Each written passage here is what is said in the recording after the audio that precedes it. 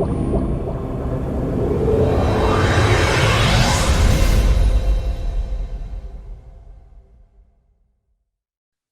tudo bem com vocês? Eu sou Kátia Fernandes, sou jornalista da Entre Brazucas e hoje vou conversar com a também jornalista Vanusa Vicelli Ribeiro, que é jornalista no Brasil e hoje vai dividir um pouco da sua experiência com a gente falando sobre câncer de mama. Aproveitando as nossas atividades do mês de outubro, né? Falando sobre o Outubro Rosa, a gente trouxe então o depoimento da Vanusa, que vai compartilhar a sua experiência. Vanusa, muito obrigada por aceitar o convite da Entre Brazucas. Eu que agradeço, Kátia. É um prazer e conversar com você é sempre um prazer. Que maravilha! A Vanusa, além de ser jornalista, hoje também é uma propagadora da causa, né? Fala muito sobre o câncer de mama, porque ela condivide, ela viveu a experiência e é isso que a gente vai falar um pouquinho aqui hoje para vocês. Vanusa, conta pra gente como é que foi, então, detectar este câncer há alguns anos. Veja, em novembro, finalzinho de outubro, novembro de 2015, eu identifiquei um nódulo na mama. Foi bem por acaso.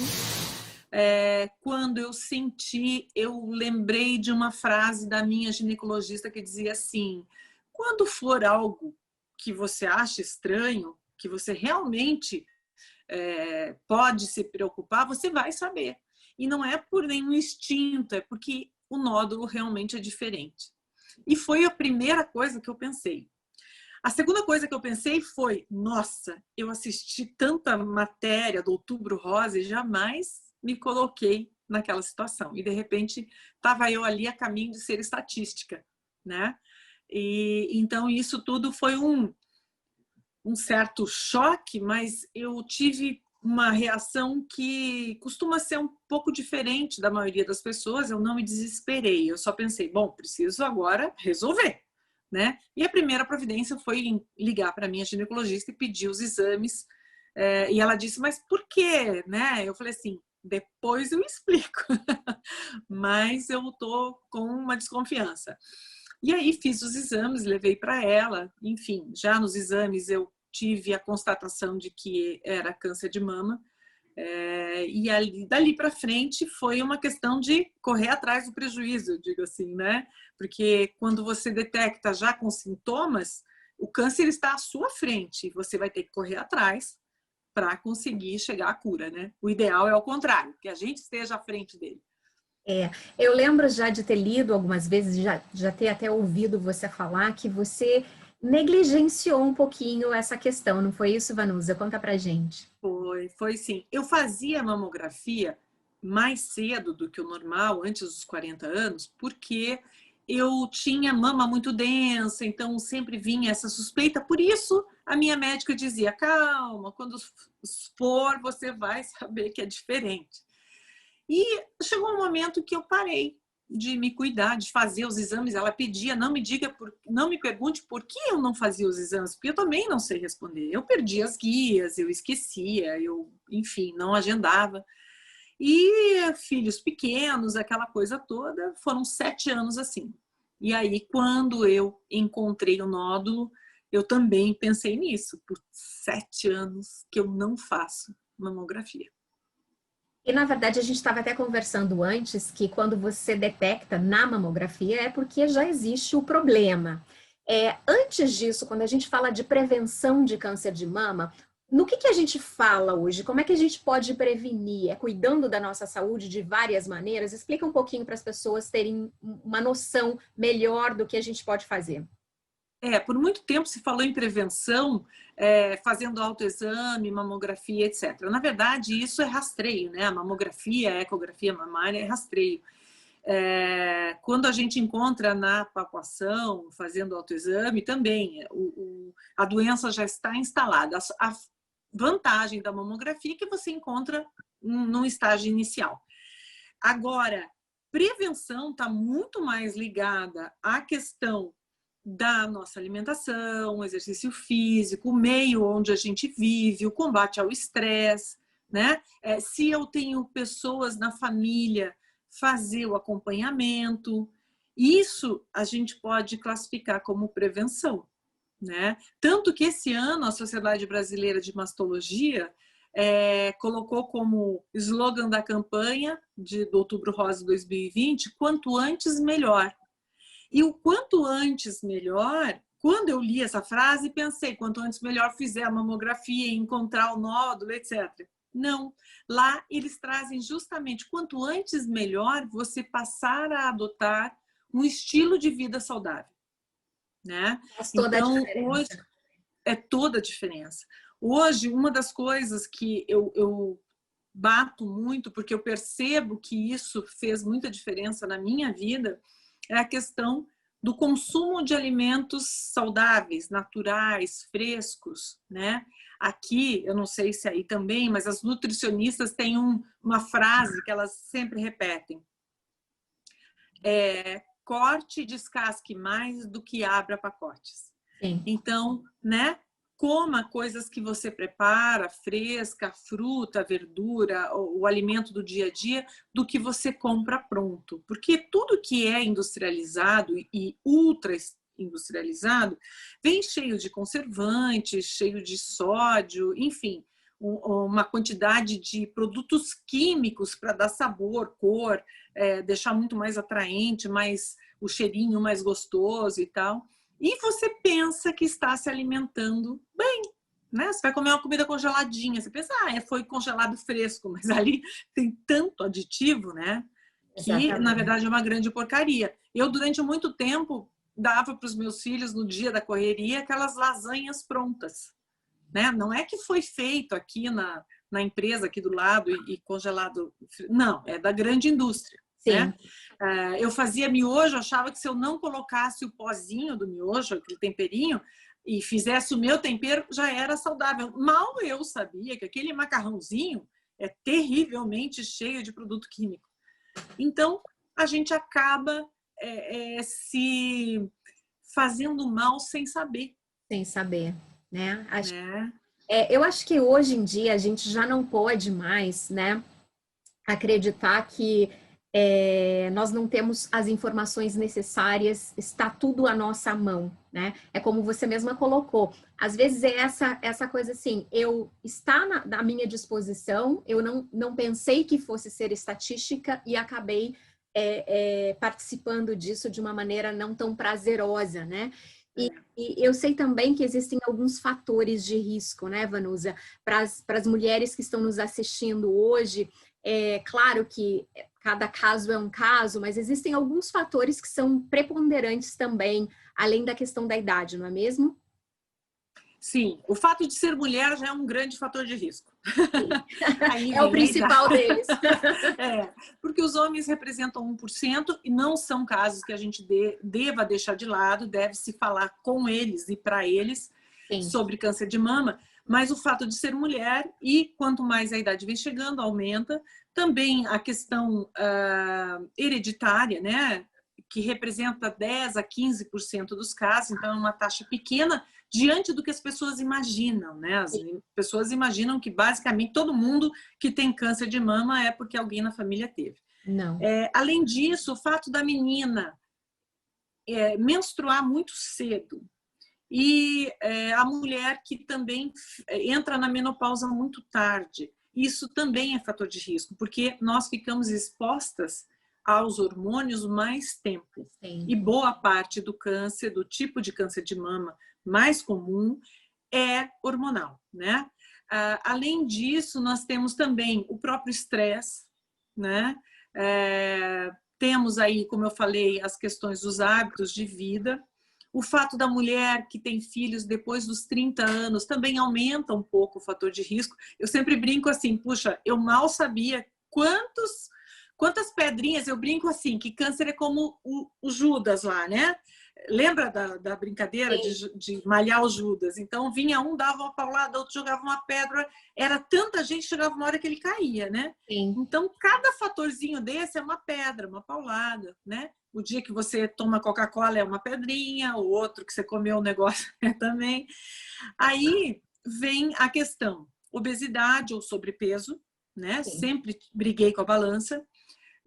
Eu tive filhos após os 30, menstruei super cedo, E tinha uma vida extremamente estressada, né? Trabalhando como jornalista de TV a vida inteira, eu tive essa vida doida e depois, mesmo quando eu resolvi sair, a minha loucura continuou. Essa coisa da ansiedade muito grande, o estresse para tudo, parece que você vicia nesse estado de estresse, né? Sim. Então, com isso, eu tive muitas pauladas e pedrinhas, né, jogadas para o meu lado. Fora essa questão do meio ambiente, dos hábitos de vida, né? A gente nem imagina, mas às vezes a gente escolhe uma maquiagem que é à base de petróleo.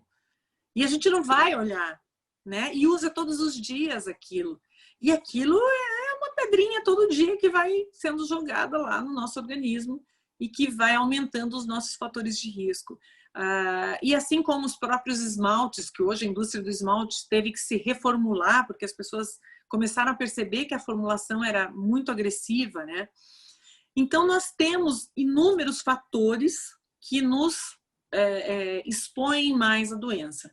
E esses de fumo, álcool, obesidade, sobrepeso, a idade é um fator, a idade de que a gente tem filhos e quando você menstrua é uma coisa que nos... Como é que você vai mexer nisso? Né? Então é complicado. Aí, por que a idade de ter filhos? Porque hoje nós estudamos, nós trabalhamos, nós temos... Não dá para levar isso em conta. Agora, o resto a gente pode tentar modificar um pouco. Né? Compensar de uma outra forma, né? Exatamente. Eu gosto sempre de ler o que você escreve, acompanho desde que você teve o seu diagnóstico, que há 5 anos mais ou menos, não é isso? Isso. Uhum. E lá atrás, quando a Vanusa foi diagnosticada, que recebeu, né, a notificação de que era paciente de câncer, ela resolveu tomar uma atitude diferente perante a doença. Eu gosto muito quando você diz que você não deixou de... Não foi a vítima, mas sim a protagonista da sua história. Eu gostaria que você falasse um pouquinho disso. Quando eu recebi essa notícia, né, e eu percebi que já de cara eu tive uma atitude diferente, eu pensei, eu preciso usar isso a meu favor, né? E uma das coisas que ficou muito claro para mim, Kátia, foi que a aceitação foi a minha melhor estratégia, né? Quando eu aceitei, ficou mais fácil, né, lidar com tudo aquilo.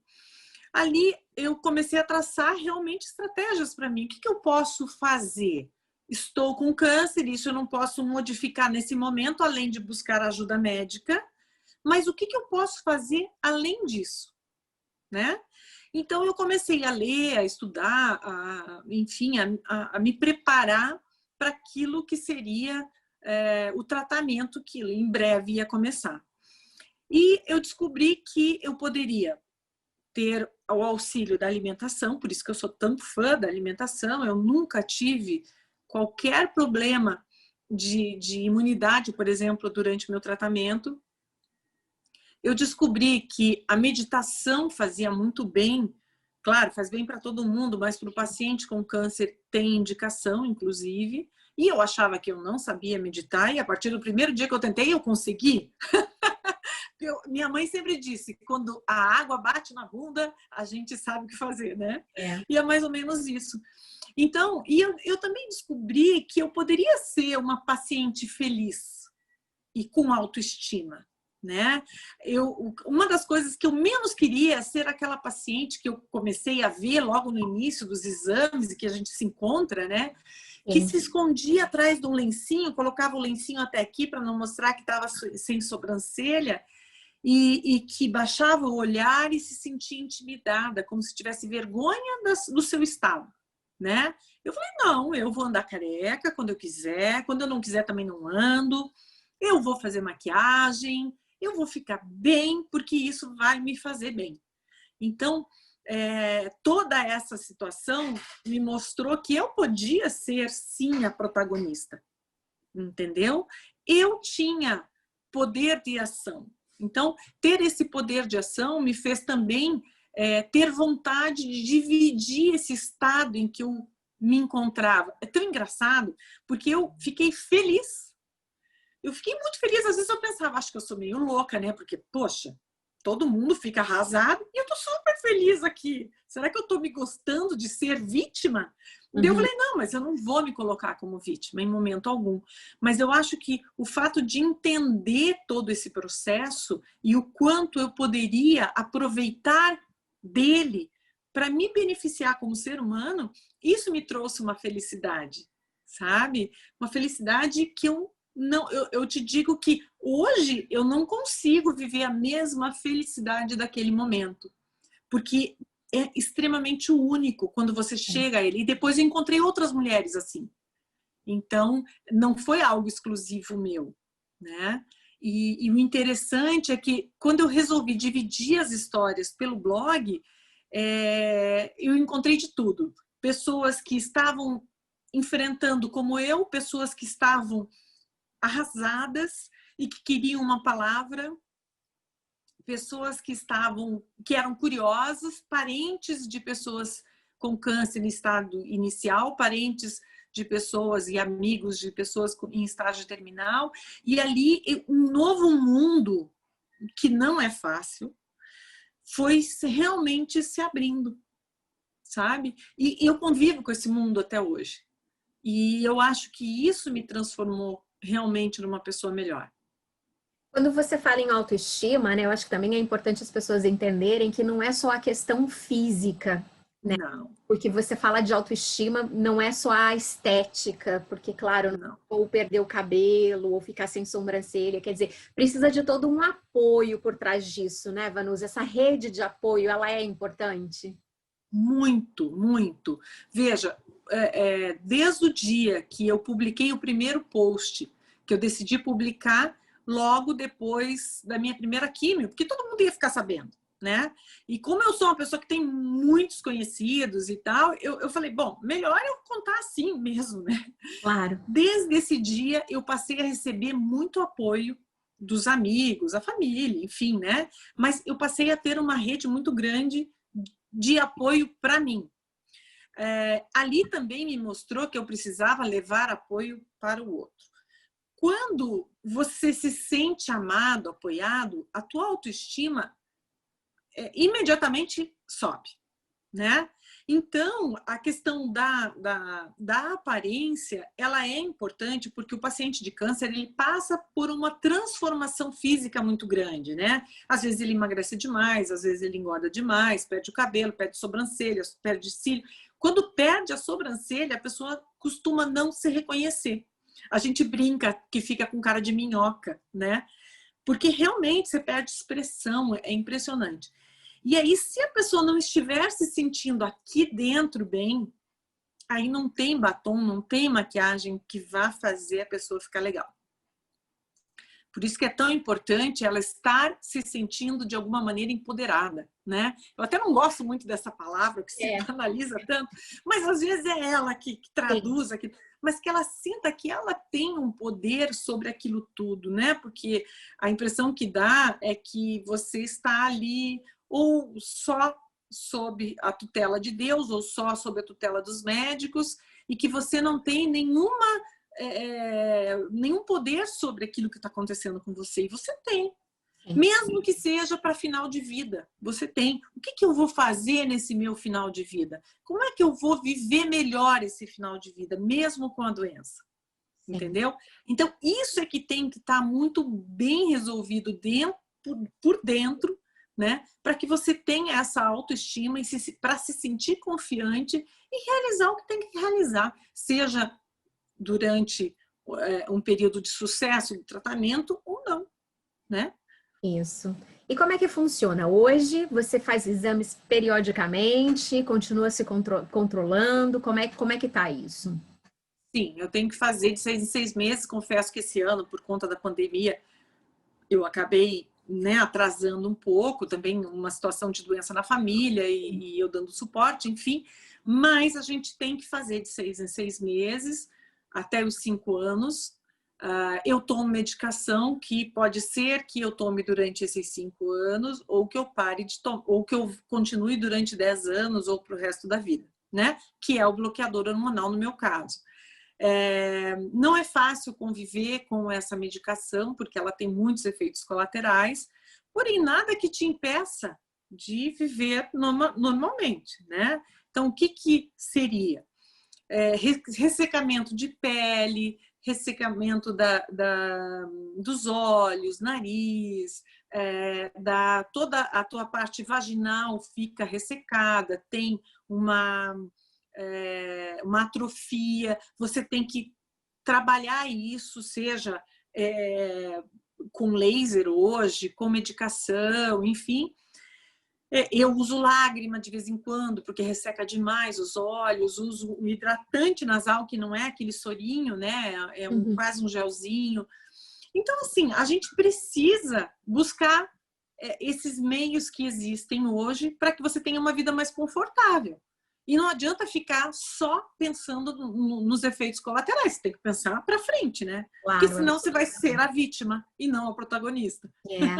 Eu acho que dá para a gente ter uma ideia da fortaleza que foi esse processo todo para você. Eu sei que você já comentou também algumas vezes que ali nasceu uma outra mulher. Dá para dizer um pouquinho para a gente o que aconteceu? Então, eu acho que foi um processo, né? Primeiro, assim, eu acho que teve um nascimento, que foi essa mulher que descobriu que estava lutando pela vida, né? E que tinha que lançar mão daquilo que fosse possível e coerente, né? Porque também não adianta pensar, vou fazer um tratamento com chá de abobrinha e vou ficar bem. Não é isso, né? Tem que ser muito racional nessa hora. Mas só o fato ali de eu saber que eu precisava lutar para continuar viva, isso fez nascer uma nova mulher, entende? Uma mulher mais que sabia valorizar os detalhes, que soube manter o equilíbrio, né? Então, assim, aquela pessoa estressada, que brigava com todo mundo, naquele momento, pelo menos, aquela pessoa deixou de existir, né? E aí, quando eu passei a trabalhar voluntariamente com pacientes, né? E fazendo palestras tanto para pacientes como palestras preventivas e tal, dando entrevistas, sendo chamada para ajudar aqui, ajudar ali, não só na área da saúde. Ali, uma outra pessoa foi se lapidando, né? Aquela nova pessoa foi sendo lapidada. Então, hoje, eu sei muito bem qual é o meu objetivo de vida, a minha missão. Eu sempre pensava, puxa, eu nasci para quê, né? Para ter 2 filhos, criar e ser... Nem falava da questão profissional, entendeu? Mas por que eu vim para esse mundo? O que eu vim fazer? Eu lembro de pensar isso. Vai ver que é tentar criar 2 filhos honestos e corretos para o mundo. E hoje eu sei que vai muito além, né? E que todo mundo pode ter a mesma missão, né? Em proporções diferentes. Então, hoje, boa parte do meu dia eu dedico a alguma ação que seja para atender ou uma pessoa ou um grupo, né? E eu sou muito solicitada para tentar ajudar nesse sentido. E o que eu mais faço é a ponte entre quem precisa e quem precisa, quem pode ajudar. E isso é extremamente simples. Às vezes a gente com um telefonema você consegue, uma mensagem você consegue, né?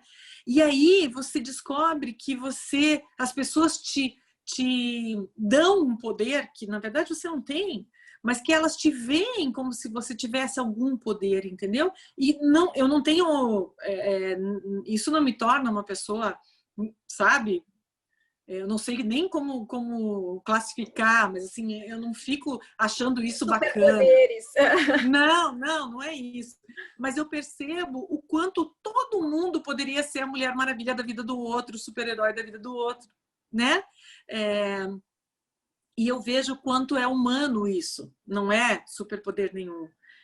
Pelo contrário, é quando a gente realmente enxerga que nós temos aqui uma função muito humana, né? De tornar a vida de alguém um pouquinho melhor. Então, isso é muito prazeroso, isso me deixa muito feliz e quando às vezes, porque como todo mundo, às vezes bate um desânimo e tal, parece que vem alguém e diz assim, puxa, eu preciso disso, e eu digo, puxa, não dá para desanimar, porque tem sempre alguém que precisa de alguma coisa, né?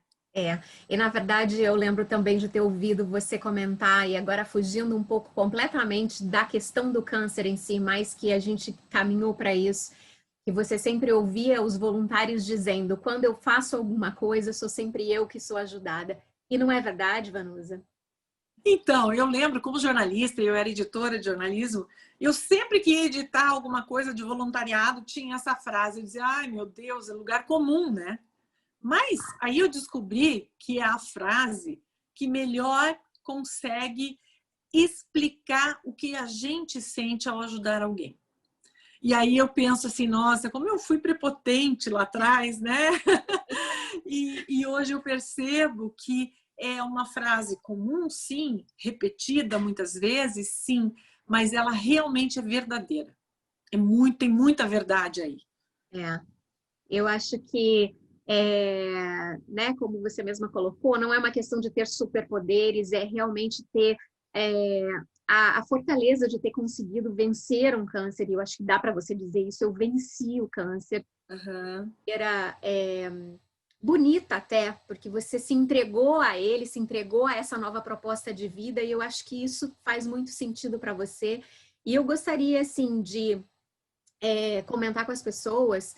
A gente não falou aqui de dados, de números, mas a gente sabe que são números absurdos. A Vanusa está comentando, né, que, olha, 30% dos cânceres no Brasil, né, cerca de 30% é câncer de mama. No mundo também são milhares de mulheres todos os anos diagnosticadas, milhões de mulheres diagnosticadas com câncer. Então, é muito importante que a gente se cuide, porque eu acho que é muito da mulher a gente acabar cuidando muito dos outros que estão em volta e a gente se... Exatamente. Né? Então, acho que esse é o recado do Outubro Rosa, mas não só do Outubro Rosa, porque eu li esses dias também que você comentou, o outubro é rosa, mas a vida é colorida. A gente precisa fazer mais por ela, né? Para que a gente se cuide dos nossos queridos. E eu gostaria, sim, que você... Por favor. Eu queria que, se você me permitir, deixar uma reflexão para as pessoas. Eu gostaria muito que as mulheres, em especial as mulheres, né, apesar que os homens também devem assistir esse tipo de conversa, porque eles têm que cuidar das suas mulheres, né? Exato. Mas eu gostaria que as pessoas parassem para pensar qual foi o Outubro Rosa, ou se algum Outubro Rosa conseguiu mudar algum hábito que essa pessoa tenha e que não seja ir ao médico ou fazer exames, tá? Porque o que eu percebo, eu tenho feito essa pergunta de modo recorrente e me surpreende que a plateia fica muda. Porque há tantos anos, se essa data ela é lembrada, ela é discutida, é a data em relação a uma doença que mais movimenta o mundo, né? Assim, a maior parte dos países.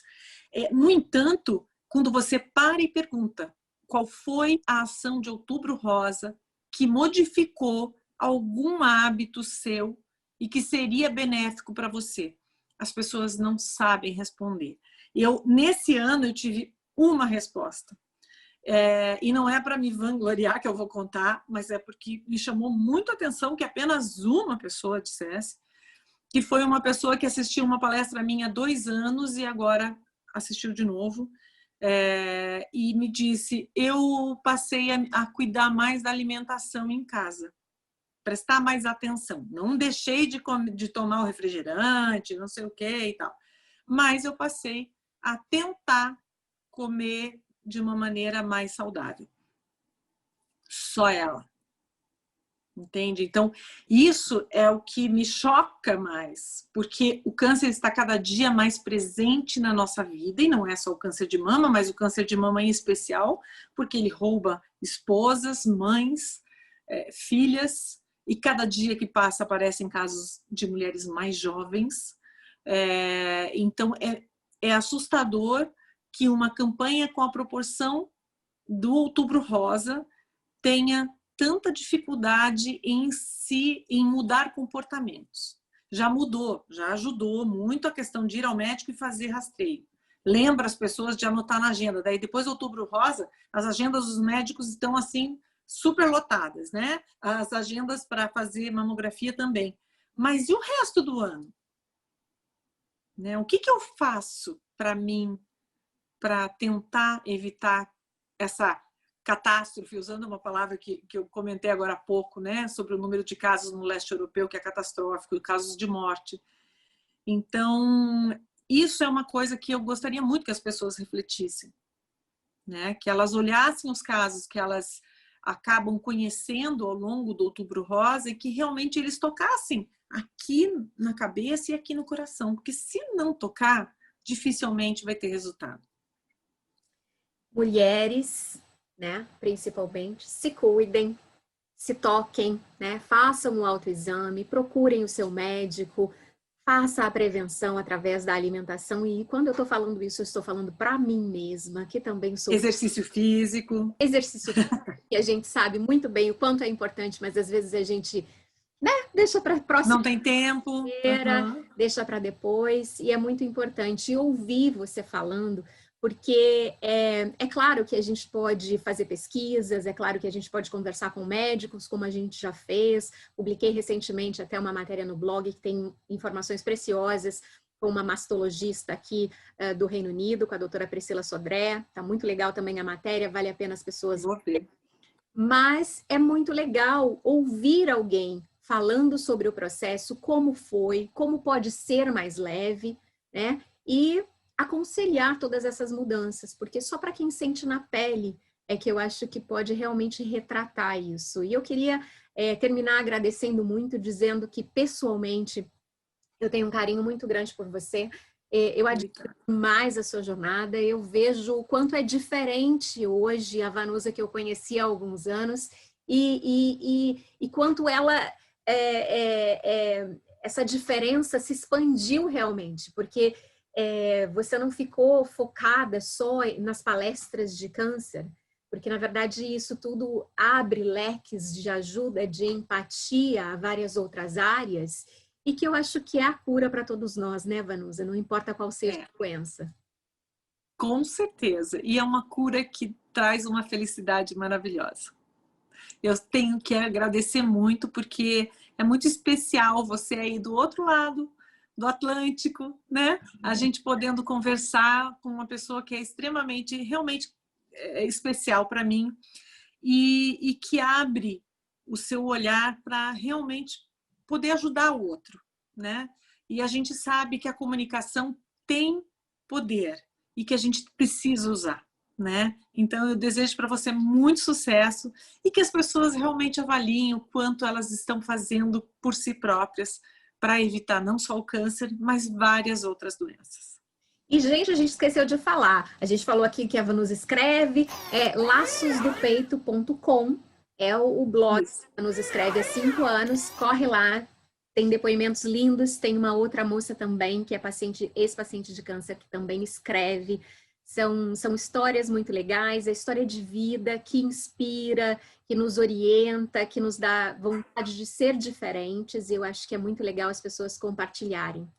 Eu sei que você quer encerrar, mas eu preciso contar. Em breve vamos ter um texto de uma paciente metastática que há 10 anos está na luta e vivendo muito. E o que elas querem mostrar é que existe muita vida também no tratamento paliativo. Ela está há 10 anos nessa luta de tratamento paliativo e vivendo muito, criando filho, podendo trabalhar e, claro, com a doença, porém, seguindo em frente. Olha que maravilha. Gente, muito obrigada mais uma vez a todos vocês que nos acompanharam até aqui. Vanusa, um beijo muito grande. Quero logo poder te encontrar e te dar um abraço muito apertado. Eu também. E não se esqueçam, Entre Brazucas, a sua casa longe de casa. Tchau.